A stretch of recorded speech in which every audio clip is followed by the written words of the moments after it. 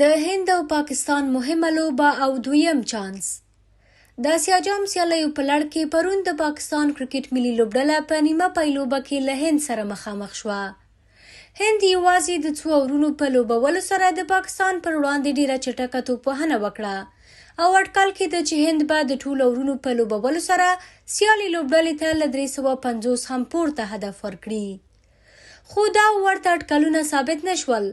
باران لوبه ودرول او د ورځې تر پایه د شدید ورښت له امله لوبه نننۍ ورځې ته پاتې شوه.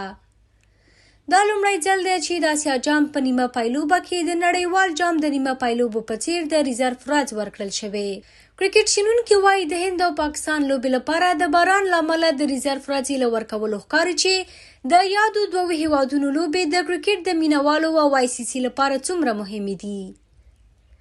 د اټکل له مخې که نن د لوبې پر مهال باران ونه شي، څه فکر کوئ؟ کومه لوبډله به وتوانیږي د اسیا جام وروستي پړاو ته ووځي؟